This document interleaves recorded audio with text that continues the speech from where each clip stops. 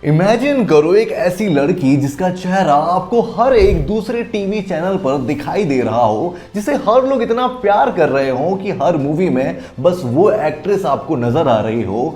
बॉलीवुड उसे बॉलीवुड की संस्कारी क्वीन कह रहा हो, लेकिन वो सडनली डिसअपेयर हो जाए, उसका करियर खत्म हो जाए, उसको मूवी मिलना बंद हो जाए। वो जो इतने टॉप में बैठी हुई थी, ऊपर से दुनिया को देख रही थी, वो सडनली नीचे आकर बैठ जाए और गायब हो जाए, जैसे कि हवा में घुल गई हो। जी हाँ, बॉलीवुड की संस्कारी क्वीन जिसने विवाह में अपना इतना बड़ा इंपैक्ट छोड़ा कि जब भी लोग विवाह फिल्म को देखते हैं तो बस उसे ही याद करते हैं। या फिर मैं इश्क विश्क की बात करूं, इश्क विश्क में इतना ज्यादा उनका कॉलेज का जादू था कि लोग उनके दीवाने हो गए थे। अगर मैं मैहूना की बात करता हूं तो मैहूना की चांदनी का कैरेक्टर इतना ज्यादा इंपैक्टफुल था कि शाहरुख खान को भी वो कभी कभी फेड अवे कर देता है। नमस्कार दोस्तों, मेरा नाम है सार्थक और आप सभी देख रहे हैं स्टार टॉक शो। आज हम बात करने वाले हैं बॉलीवुड की एक पुरानी डिसअपीयर्ड सुपरस्टार जिसका नाम है अमृता राव। आखिर क्या हुआ अमृता राव की करियर का? क्या उनने अपना करियर खुद ने छोड़ दिया या फिर उनको बॉलीवुड ने साइडलाइन कर दिया, इतनी बड़ी स्पॉटलाइट से साइडलाइन कर दिया,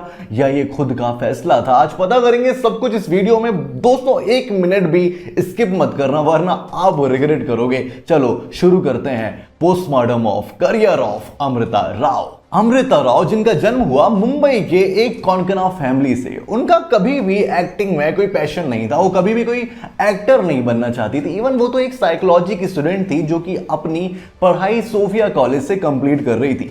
ये सिलसिला तब चालू हुआ जब उन्होंने धोखे से एक एड में पार्टिसिपेट कर लिया और वो एड इतना ज्यादा फेमस हो गया कि उनके चेहरे से सबको प्यार हो गया। वो एड था पर्क का। पर्क जिसे हम खाते हैं, टॉफी पर्क चॉकलेट के ऐड में वो कभी आई और उस ऐड में उन्होंने उनकी स्माइल देखने के बाद डायरेक्टर उनके फैन हो गए कि व्हाट अ एक्ट्रेस। और उसके बाद तो भाई ये सिलसिला चालू ही हो गया। पर्क के ऐड के बाद जब डायरेक्टरों ने उन्हें देख लिया तो 2002 में उन्हें अपनी डेब्यू फिल्म मिल गई जिसका नाम था अब के बरस। अब के बरस उनकी एक डेब्यू फिल्म थी, लेकिन वो फिल्म फ्लॉप निकली। फ्लॉप तो निकली लेकिन उनका चेहरा इतना ज्यादा फेमस हो गया, लोग उनसे अट्रैक्ट होने लगे कहीं ना कहीं कि ये बहुत प्यारी एक्ट्रेस है।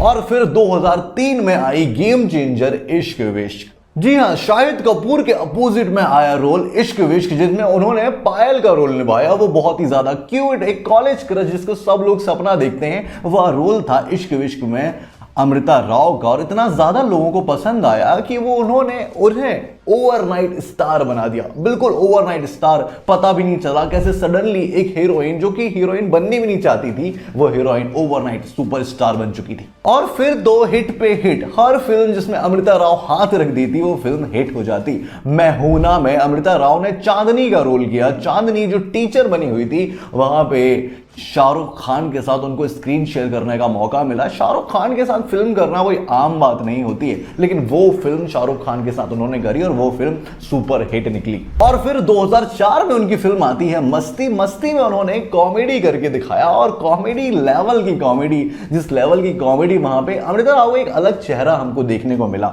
इस तरीके से Amrita Rao day by day growth करते जा रही थी और ऊपर उठते जा रही थी। उनका नाम दिलों में बसने लगा था। अमृता राव ने एक स्वीट सिंपल गर्ल का जेस्चर अपना लिया था। हर फिल्म में उन्हें एक स्वीट सी सिंपल सी लड़की के रूप में देखा जाता था, जो कि हर एक बहू के रूप में होती है। और बहू से मुझे याद आया उनकी नेक्स्ट फिल्म के बारे में। उनकी नेक्स्ट फिल्म का नाम सुन के आपके रोंगटे खड़े हो जाएंगे, क्योंकि ये फिल्म सचमुच में उस समय का तो भाई क्या था ये यार, एक कल्ट लेवल की फिल्म बनाई गई थी जिसका नाम था विवाह। जी हाँ, 2006 की बात है। सूरज भरजाटिया अपनी फिल्म बना रहे थे विवाह। उनके लिए उन्हें एक हीरोइन चाहिए थी और उस हीरोइन के रूप में उन्होंने अमृता राव को सिलेक्ट किया, शाहिद कपूर के अपोजिट में। और अमृता राव ने जब ये एक्टिंग करी है, हर घर की बहू का सपना अगर कुछ होता है तो वो अमृता राव बन चुकी थी। अमृता राव ने पूनम नाम की जो एक्टिंग थी वहां पे पूनम का रोल निभाया, और पूनम पांडे नहीं, पूनम दूसरी वाली। और जो फेमस हुआ है भाई, हर लड़कियों को बोला जाता था कि कभी तुम पूनम जैसी बनोगी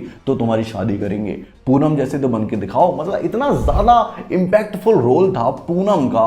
स्वीट सिंपल संस्कारी लड़की जो हर बहू के रूप में देखी जाती है। विवाह एक कल्ट फिल्म साबित हुई जिसने अमृता राव को हर घर में लाकर तो खड़ा कर दिया। हर घर की एक लड़की, संस्कारी लड़की के रूप में अमृता राव आ तो गई, लेकिन कहीं ना कहीं इसी फिल्म ने अमृता राव के करियर को डाउनफॉल में भी लाकर रख दिया। जानेंगे कैसे? 2007 का समय था, बॉलीवुड अपने पीक पे था, एक बदलाव आ रहा था। करीना, कैटरीना, अनुष्का, नई नई हीरोइन, दीपिका आ रही थी और ये सब हीरोइन एक नया फ्लेवर लेके आ रही थी, एक नई बोल्डनेस, किसिंग सीन, ये सीन वो सीन जिसको लोग एक्सेप्ट करने लगे थे। वहीं अमृता राव जो कि एक संस्कारी क्यूट लड़की बनी हुई थी, उसे कोई भी एक्सेप्ट करने को अब क्यों देखता जब उनके पास नए ऑप्शन थे, नए ऑप्शन जो कि बहुत ज्यादा बोल्ड रोल कर रहे थे, बहुत ही ज्यादा हटके रोल कर रहे थे। वहीं कहीं ना कहीं अमृता राव की वही पुरानी संस्कारी वाली एक्टिंग फेड अवे होने लगी थी। ऑल्सो कहा जाता है कि अमृता राव अपने फिल्म को लेकर बहुत ही ज्यादा चूजी थी। हर फिल्म को चूज करने के पहले वो बहुत ज्यादा सोचा करती थी और बहुत ज्यादा चूजी होने के कारण कहा जाता है उन्होंने जब वी मेट में गीत के कैरेक्टर को भी ठुकरा दिया था। या गीत के कैरेक्टर को ठुकराना मतलब सुपर डुपर कल्ट फिल्म के कैरेक्टर को ठुकराना कोई आम बात नहीं होती। लेकिन जब फिल्में नहीं मिल रही थी, उनको ब्रेक लेना था, उस समय अमृता राव को चेंज लाना था अपने ऊपर, कुछ अलग बन के आना था, तो उन्होंने गंदी फिल्म को चूज करना शुरू कर दिया। जैसे कि my name is Anthony Gonsalves, Shaurya, shortcut, ऐसी गंदी सी फिल्में जो बिल्कुल भी नहीं चल पाई। ऐसी फिल्मों के साथ अमृता राव ने अपनी एंट्री ली और ये सब फिल्में फ्लॉप हुई। लेकिन फिर 2013 में आती है जॉली एलएलबी, और जॉली एलएलबी में अमृता राव का कैरेक्टर बहुत ही ज्यादा अच्छा था, लेकिन कहीं ना कहीं वो एक साइड एक्टर था, उसमें मेन फोकस में नहीं थी। और मेन फोकस में ना होने के कारण अमृता राव फिर से फेड अवे होती गई। और फिर सीधे हमें अमृता राव 2016 में ठाकरे फिल्म में नजर आती हैं, जिसमें वो मीना ठाकरे का रोल प्ले कर रही थी। और उसमें भी उनका रोल कोई बड़ा रोल नहीं था, बस एक साइड आर्टिस्ट के रूप में उन्होंने काम किया। और इस तरीके से अमृता राव विवाह के बाद फेड अवे ही होती गई। एक फिल्म जो कि सुपर हिट थी, एक फिल्म जो उन्हें पता नहीं क्या बनाती, लेकिन उनके डिसीजन ने उन्हें कुछ और बना दिया। लेकिन आज के डेट में अमृता राव क्या कर रही हैं? आखिर करती क्या है अमृता राव, इतनी बड़ी सुपरस्टार जो कि बॉलीवुड की कहीं ना कहीं एक हिडन जेम बन चुकी है, वो आज की डेट में करती क्या है? तो बता दूं कि अमृता राव आज की डेट पे एक यूट्यूबर है। जी हाँ दोस्तों, यूट्यूबर है। वो अपने पति अनमोल, जो कि आरजे अनमोल के नाम से फेमस है, उनके साथ वीडियोस बनाती हैं। उनके चैनल का नाम है कपल ऑफ थिंग्स, जहां पे वो रिलेशनशिप की एडवाइस देती हैं, कुछ चटर पटर बातें करती हैं और इस तरीके से अपनी जिंदगी को बयां करती हैं, आगे बढ़ाती हैं। और 2020 में वो बन चुकी थी माँ। उनका बेटा हुआ जिसका नाम उन्होंने रखा वीर। और उन्होंने बताया कि यार मैंने सचमुच में सोच समझ के फैसला लिया था बॉलीवुड को छोड़ने का। ये एक कॉन्शियस डिसीजन था जो कि बहुत अच्छा था।